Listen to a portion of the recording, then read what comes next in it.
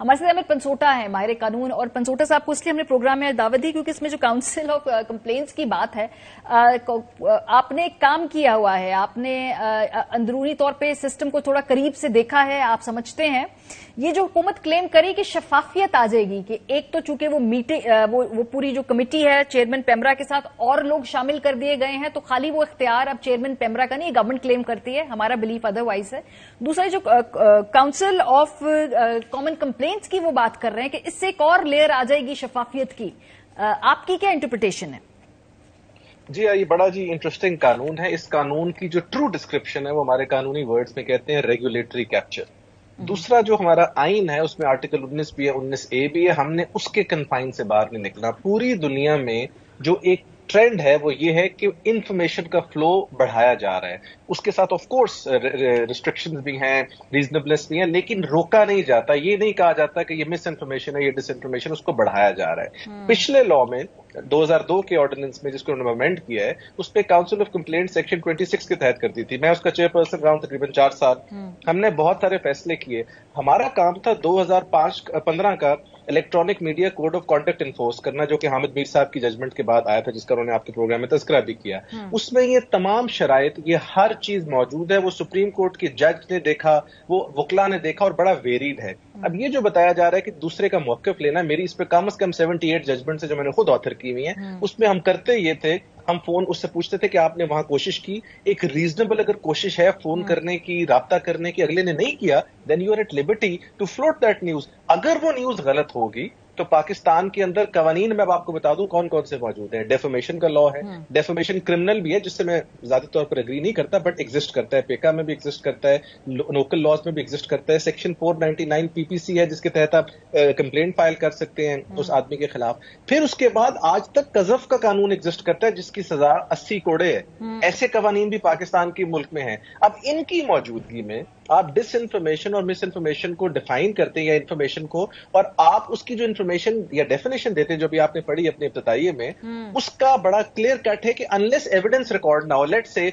मैंने झूठ और गलत उस पर की बिना पर खबर दी है, इसको आप या काउंसिल ऑफ कंप्लेंट्स या पेमरा इस तरह बैठे बैठे तो डिटर्मिन नहीं कर सकता। उसके लिए एविडेंस रिकॉर्ड होता है, आप विटनेसेस लाते हैं, जो कि सिविल कोर्ट्स में हो सकता है।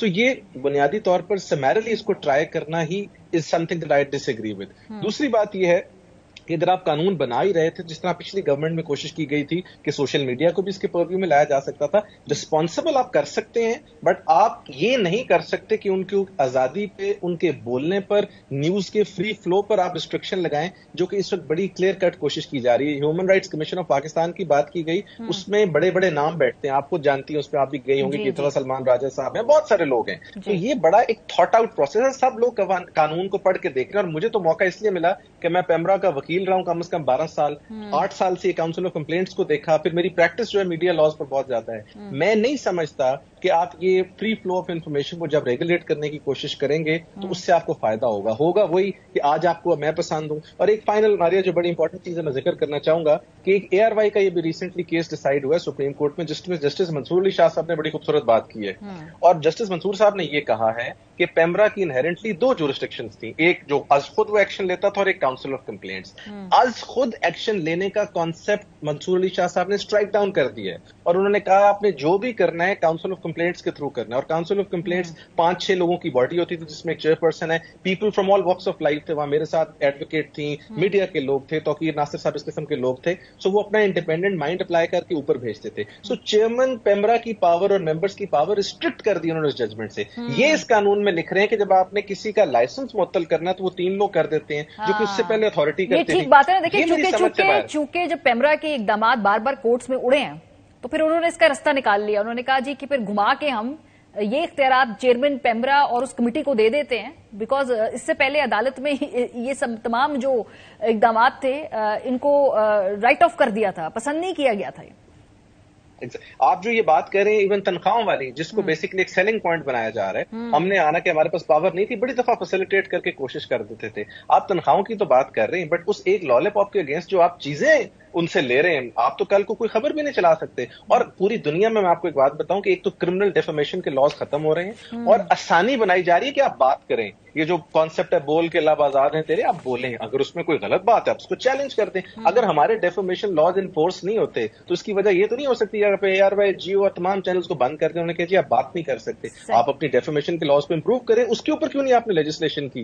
आपका डेफेमेशन ऑर्डिनेंस भी 2002 का ही है, जिस ऑर्डिनेंस को उन्होंने आज चेंज किया वो भी 2002 का है, पेमरा का डेफेमेशन ऑर्डिनेंस भी 2002 का है, उसमें तो साल साल केस चलते हैं। आप उसको इंप्रूव करें, चीफ जस्टिस से राब्ता करें, उसके ऊपर बात करें। जहां आप प्रैक्टिस एंड प्रोसीजर और इस किस्म के बिल्स एक घंटे में ले आते हैं, आप डेफेमेशन ऑर्डिनेंस पे बिल लाएं, हम सब उसको सपोर्ट करेंगे, बिकॉज वो एक रिडंडेंट कानून है जिसको आज तक इन्फोर्स नहीं किया जाता। लेकिन ये कि अब आप पेमरा के लॉ के थ्रू मीडिया की पावर रिस्ट्रिक्ट कर दें, आर्टिकल 19 की वायलेशन है, रेगुलेटरी कैप्चर है और पेमरा लॉ के स्पिरिट के खिलाफ है, जहां अथॉरिटी के फैसलों को आपने 3 बंदों के फैसलों से रिप्लेस कर दिया।